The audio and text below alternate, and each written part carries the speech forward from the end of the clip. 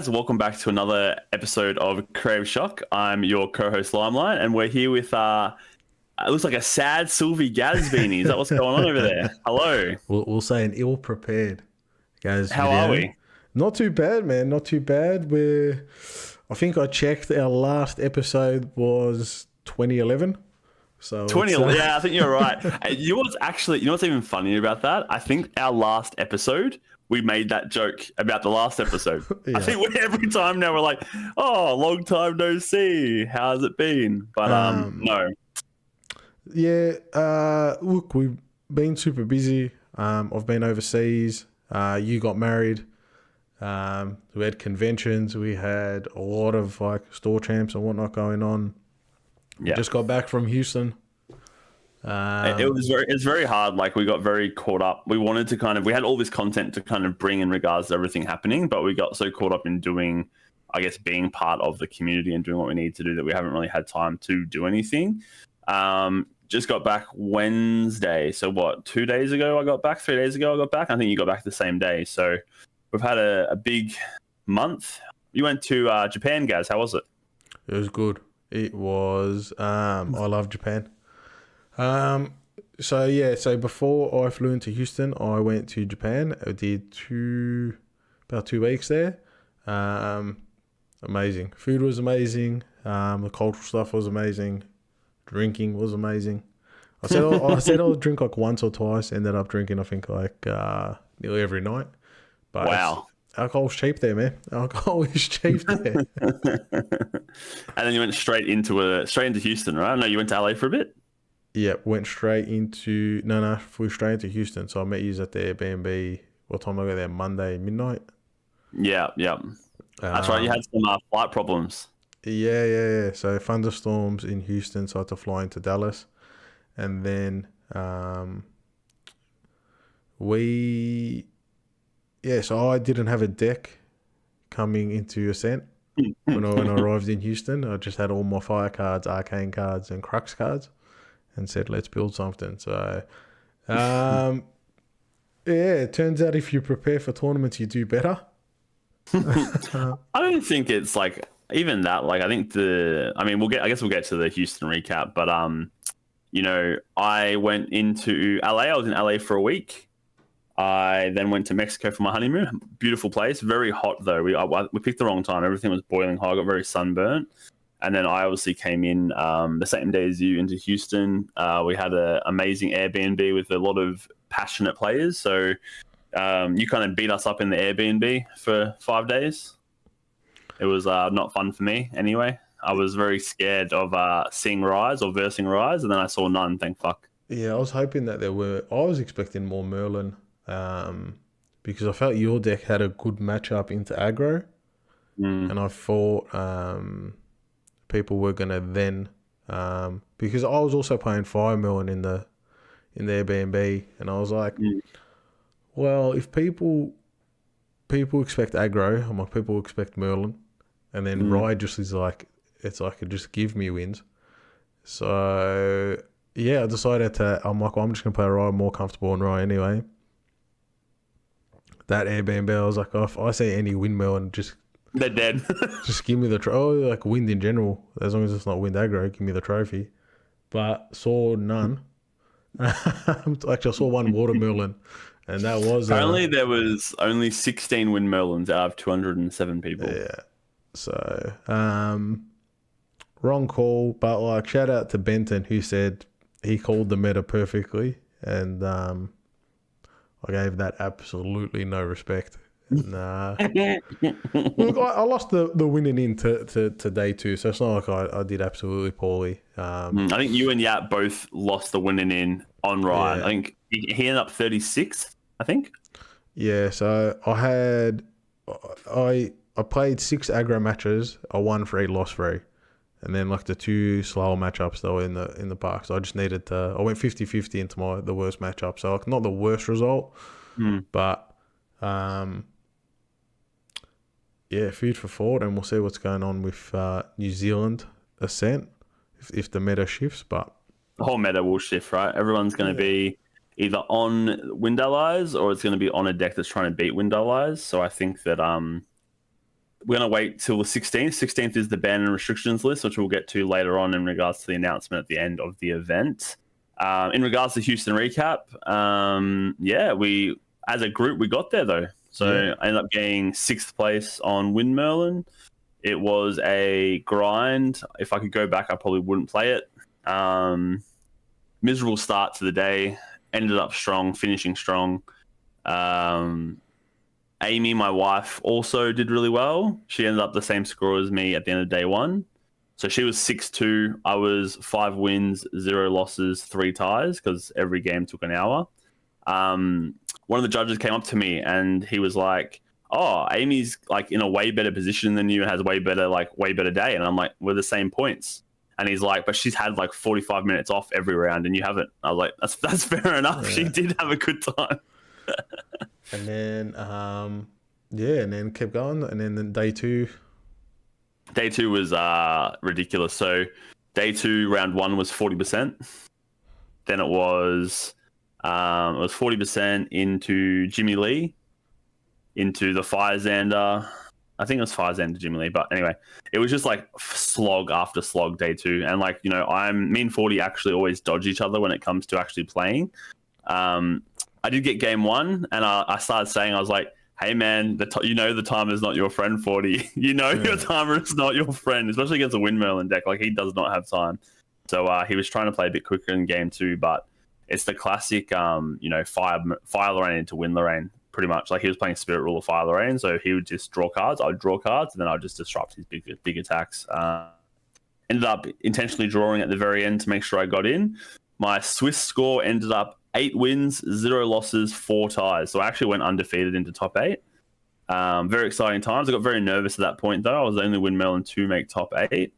And then from there, I versed Pickle Sword, game 1 in the semi-finals, and he was playing Fire Merlin. And yeah, I made a bad misplay game 1, and then game 2, I just lost fair and square. So I did commentate. That game. You did commentate. Yes, you did. All in all, though, it was a great event. I feel like no one was prepared for Wind Allies. No one was like respecting sweeps or running sweeps. If someone just played like the normal Lorraine, they probably would have won.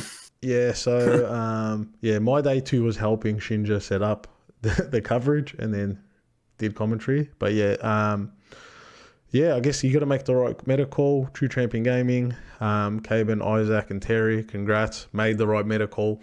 But not only made the right meta call, because that's like probably a bit disrespectful, but when you actually talk to the guys, they put in the time and earned their result. 1, 2, and 5th. 3 of them. Like, that's crazy. So congratulations, guys. And I'll see you in Auckland. And competitive, it's not really a rivalry yet because we've got to take a few wins off them. But then, I guess Yapaz. Reach the regional, right? Yeah, so that's what we're pushing towards. So yeah, definitely going to take that. I took this seriously, but I'm actually going to put in the time. So I'm going to shuffle things out. So that kind of actually end of the recap. The way they decked out the hotel. With I felt like I was at an anime convention. Yeah. Although you didn't see the VIP room. The VIP room was quite average. I did see the VIP room. Quite average. Look, that was probably a bit of a blemish. However, I feel like the value in the VIP was in like the foil hasties, the dice and whatnot. And the free soft drink. That was my strength. I like those warm cookies. There was like these warm chocolate cookies. I was smashing them. Yes. The hotel was good. It felt like you were at a special event. You like drove into the front. They had like massive Grand Archive Ascent Houston flags. We had a bit of a problem at lunchtime. I think Challenge crashed, so we were like waiting for an hour or 2. They ended up having to do everything manually from there. But that will be resolved with Omnidex, we hope. Which spoiler, there's a beta out.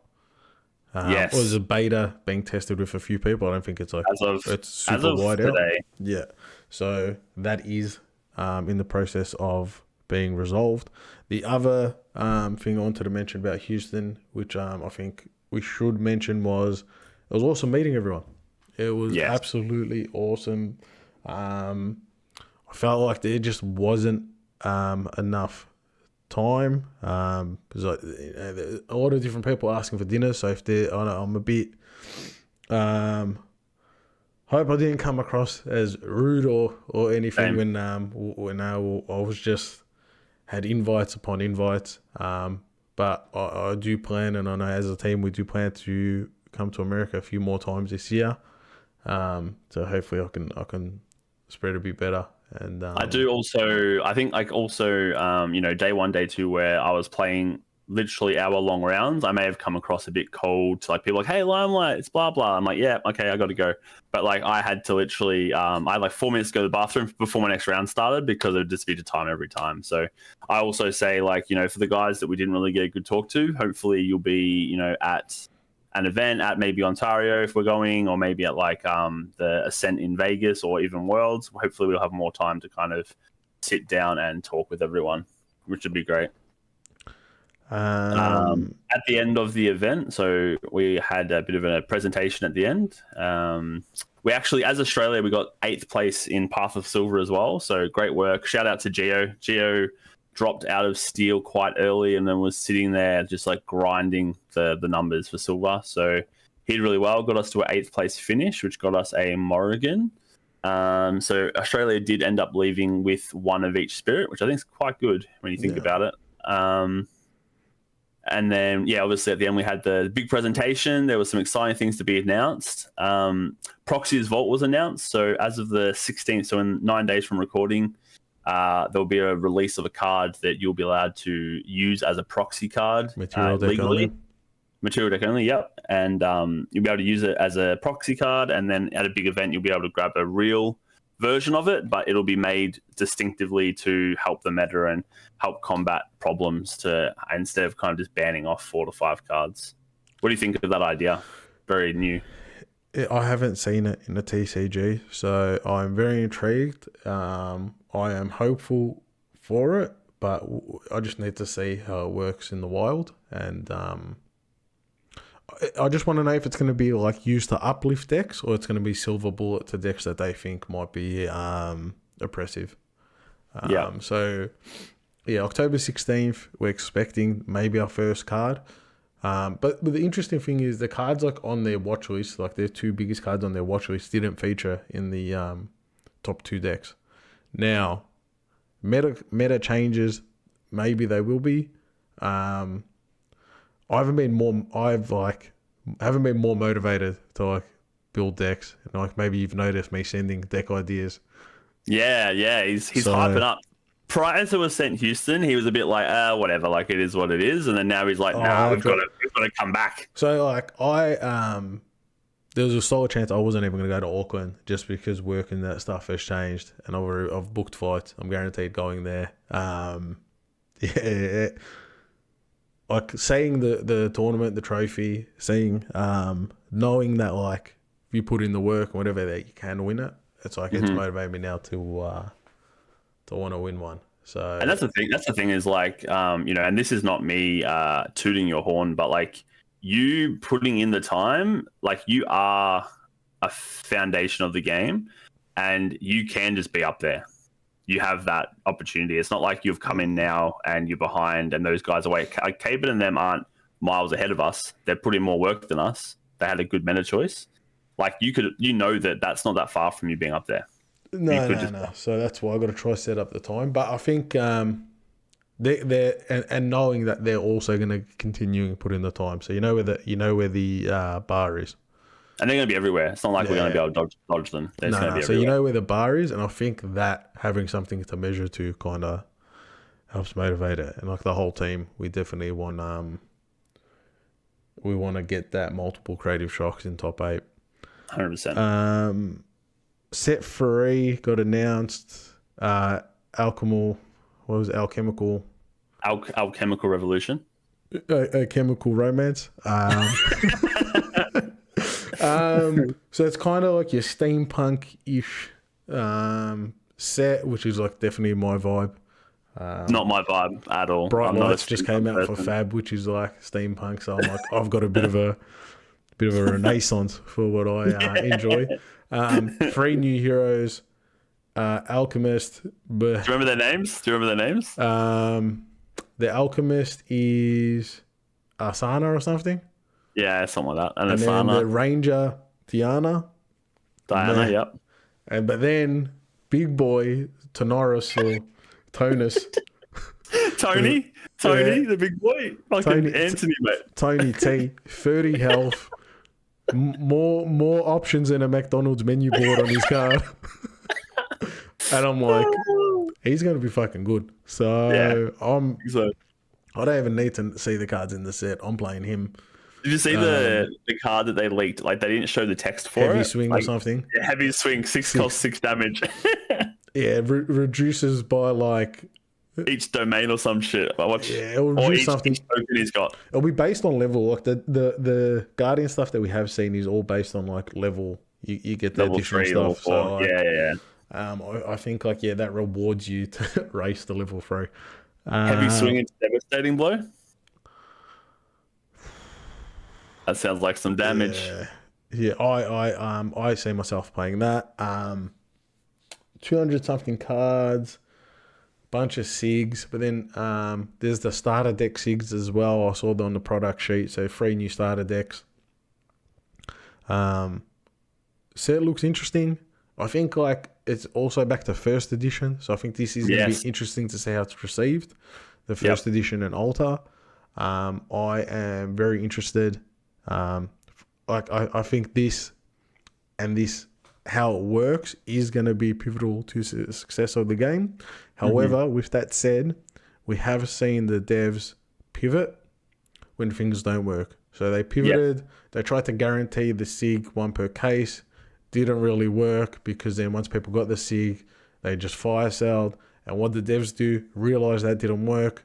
Done the redemption, and you can see single prices are shot up based on that. Yep. People getting their SIGs to do their redemption sets. So they are finger on the pulse. They are going to do things quickly. You know what? In most startup companies, if that happened, like that FTC thing happened, they'd be dead. Yeah, so they are quick to respond. They were running the event. They were there running the event. Obviously, they also ran it with Yeti Games. And shout out to them because even with the like glitch, I felt like they had a plan, went to plan B, or plan C. I think it was their plan C because their backup plan cooked it as well. But they pivoted quickly. I don't think that like it was like an hour extra. Like obviously you're very tired, but everyone's staying at the hotel. So yeah, shout out to Yeti Gaming. I think it was a well-run tournament. And wouldn't be surprised if, they help running tournaments again because I think they did a great job. And the devs, like Chris head judge, Alan helping organize, Roger doing Roger stuff, Silla in the shadows, like showing spoilers. just been here and there. So yeah, awesome event. Set free looks great.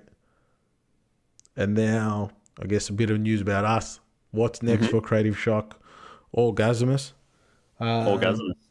So I'm probably unlikely to be uploading any more videos on Gasmus. I won't say never, but I just don't have the time to also make heaps of content, and I really want to play the game.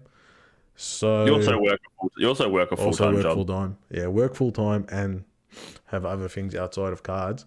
So going forward, any uploads are probably just going to be run through Creative Shock. Yeah. We have additional Creative Shock team members. I know some are thinking about doing box breaks.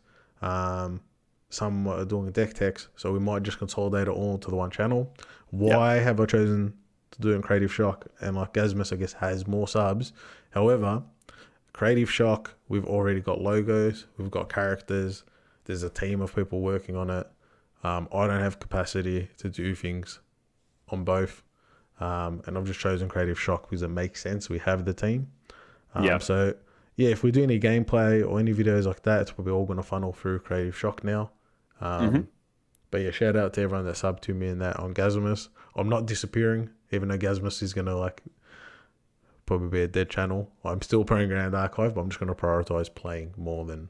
It got to it it got to a point where you were trying to make a video every week. You were, I'm very transparent with it. I do fuck all on the editing side. You did all the podcast editing and you did your own videos. So you'd be spending like hours per week just editing both things. Hopefully bring it all into Creative Shock. We can get more people involved, as you said, like other teammates that maybe want to do some content. Maybe we can, from there, all help with the editing, kind of work as a team. Going forward in regards to Creative Shock in general, we loved the experience of being overseas as a team, playing as a team. With Omnidex coming out, we'll be competing and trying to grind for that as well. We had a lot of people come up to us and like, oh, you're Creative Shock, can you? And like, it's funny because like at the start of the holiday, you're like, I'm not signing anything, blah, blah, blah. But by the end of it, how much things did you sign, guys? I'm pretty sure you signed a fair few things. There's a few things. Like, I can't say no to people. It's still just a bit, I guess, awkward for people signing. But then I get like, some of them I was like getting everyone to sign. And I was like, you have a memento. So I cook them back. I was like, yeah, that's a good idea. So the idea of just now the group channel, I think, makes sense. I was probably spending 10 to 12 hours on videos. And I do want to give a shout out to Red Zone. I had a decent conversation with him about just like content. And I think like I understand how hard it is to put videos out. Like the deck tech videos where it's like just all slides and you don't see me. And it's like, they'll take me like 8 hours to make. I'm like 8 hours is like you can get through bloody 10 games. Yeah, it's crazy. So yeah, just can't do that anymore. Not that I posted a lot, but I'll probably anything that I do down the track in regards to the elusive TCG channel I had, I'll just put on here as well. We'll just kind of collate it all together as one. So any of that raw recordings for TCS tournaments and stuff, we'll just put on Creative Shock as well. Now that we know that Gaz is such a great commentator, we've seen it live now. We'll have to get him on for when he's not gaming. He has to commentate. I think is the plan. Yeah, that was fun. Shout out to Benton. He was so nervous at the start, and then at the end of it, like we were both upset that your game went quick, and then Bifle and Leo's game had like an hour and a half to really. Because I had an idea of like what I wanted to do, but you were playing like you had 15 minutes left. Yeah. And I was like... You know what? He actually told me. So Pickle Sword told me at the start of our game, he had a flight at 7 p.m. that night. So I kind of felt like I was like, well, maybe I hopefully I can play quicker and then he doesn't have to miss his flight. But he ended up winning and moving it anyway, right? Yeah. But it was funny. So at the end of our game, the audio wasn't muted on the stream. And you just hear Benton say, I loved that. It was so much fun. Like he was so ecstatic about commentating. And he might do that down the track. Who knows? Yeah. So, so it will just be Creative Shock now combined. I know Bifle's got. He just put his own video out. Maybe we'll put them all into one because Bifle is a member of Creative Shock. Also Australian now. It's on his shirt. Yes. It is confirmed. Hope he doesn't get deported over that. So he's now an Aussie. But there's plenty of you can always come down here. We'll get your visa. Also, guaranteed. Shout out to Lineage Break for doing it. We did a podcast with Lineage Break over in America. I don't know when it's coming out, but I'm pretty sure I prophetized my success on that podcast. I can't remember exactly what I said, but I'm pretty sure I was like, yeah, I'm going to do well. I think I said in that pod, I'm like, if I run into aggro, I'll be commentating day 2. So I was like, I have not put any board wipes. I've just do not care. That's it. That's so funny. Do you feel as though one last question is in regards to, I guess, the meta? Do you feel like Window Eyes something needs to be hit? Do you think it's an OP deck, or do you think it was just the right medical? Nah, like you can play. It was the right medical. You can like up your sweeps. For it, you can build Rye to absolutely target the hell out of that deck because they don't have 28 health. They don't have. They sit at Spirit for 4 turns. They turn to Spirit or 19 health. And one game into Allies, I stretched it out to 30 minutes. I just couldn't find a Disintegrate. If I found the Disintegrate, I was going to apologize to the person at the end of the game, but I was going to Arcane Disposition and Reckless Conversion until I got to 55 minutes. And then killed him. So I wasn't slow playing. And then game 2, I was going to shuffle for 5 minutes. And then because I was like, this is the only way I could win. That game, I think I've done 3 Resolute Stands, a Tariff Ring, Wow. Like had stretched the game out to like turn 8, turn 9. Just could not see it disintegrate.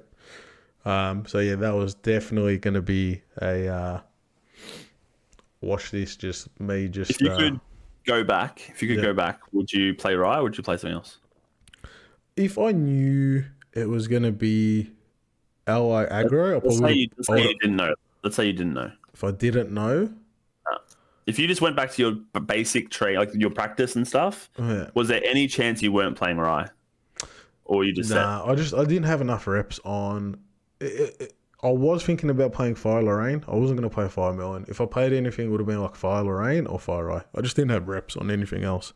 Yeah. So I just wanted to go to stuff that I knew how to play. You would have snapped on Fire Lorraine. Honestly, you would have done really well. I think Fire Lorraine would have killed it. Yeah. All right. Fire Lorraine would have been nice, but that's why hindsight's 2020. Yes. Very true. All right. Well, in regards to obviously Creative Shock as a competitive team, luckily for us, we did do well. Atheny sadly is not in our hands anymore. It is now gone, but it has given us an opportunity to potentially travel more. I feel as though if we didn't do well, we probably wouldn't be able to travel again as easy. But because we did well, I think we'll be... Myself personally, I know, Gaz, you've been a bit on the fence on what you're doing. You're 100% going to Auckland, which is great. Yep. I can't go to Auckland, sadly. I do believe that they are wildcards there, though. So if you are able to get a wildcard there, I'm pretty sure we will be going to Singapore Nats. If you want to, we'll probably figure out if you're coming. And then I'm pretty much locked in to go back to America for Ascent Creative Shock Strikes Back in Ontario is the plan, which you're thinking about at the moment, right? Yeah, so Auckland is 100%. Ontario, I'd say is 50-50. Worlds is probably 100%. If I'm competing in it or not, I'll be at this. Yeah, there's like an open Ascent. Yeah, there's an open Ascent. Singapore is obviously we've only got 2 wild cards for the team, so it's like those 2 slots are taken. If we get additional ones, then yes, probably do the Nats there. We've got the Nats here, so we do expect to be doing those 15-hour flights a couple more times. Ontario would be one I'd definitely like to go to as well. Met a lot of the Californians. So it would be just good to hook up with everyone there again.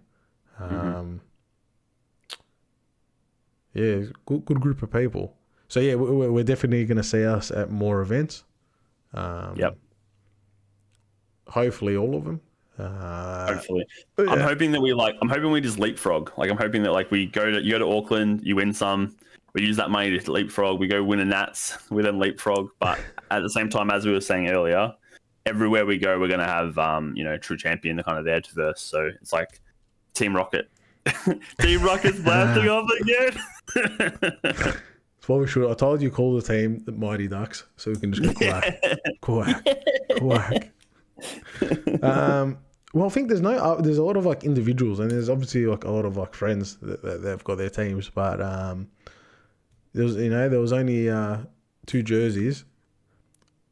Well, there was one jersey. There was our jersey, and then there was a lot of people wearing Judge t-shirts, including True Champion Gaming. So yes. Did you hear? People were like, people were like, I went into the VIP room, and there was just staff working there all day, and I'm like, they weren't staff, right? They were actually like they were patrons that were doing parts of silver just in blue. They told me it was meant to be navy. I did talk to I think Cameron was telling me it was meant to be navy, and it came back this light blue, or the blue, the same color as the Judge t-shirt. So that was. I think we've got the best looking jerseys though. Our jerseys look smick. They're very clean. Yeah, they are. You just think they're unlucky. I've not had a good result wearing it. You have, I haven't. So mine's cursed. Yeah, true. I'm gonna have to take it to a priest or something, to an exorcist on the t-shirt. Get some voodoo, some hoodoo. Yeah. Sacrifice a goat on it. I don't know, man. I'll do something. Now we're looking at. I mean, this is obviously should be probably for off camera, but you know what? Fuck it. Are we doing weekly or we're doing fortnightly? What are we doing? How you feeling? I am testing this new setup that we've got. This new setup, I'm hoping affords me to like edit these in about 20 minutes. So it will be a test run once we wrap this one up. How quickly I'll get it done. Love it. If it is, I can just do these in 30 minutes, and then I can finish them the same time we record them. Then yeah, we'll definitely try to do weekly, record them on the weekend, some point on the weekend, Nice. and then smash them out. Yeah, quickly whip up a thumbnail, put the photo of you holding the spirits. Might put a wanker above it, and then say, "Oh, we." But no, lastly, obviously, thanks Sweeps of the Shore for running the great event we went to. We're excited for Omnidex. You can't play in the webcam event, can you guys, at the moment? No, I will be.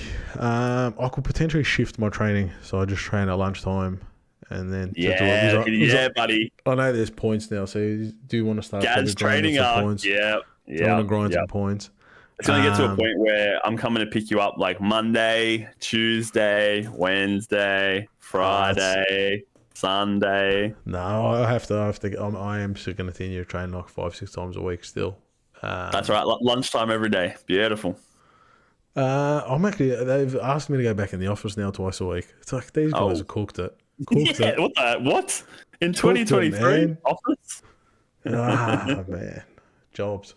Who needs it? Who needs them? Not when you're winning Ascent and Nationals, mate. You wait. All right.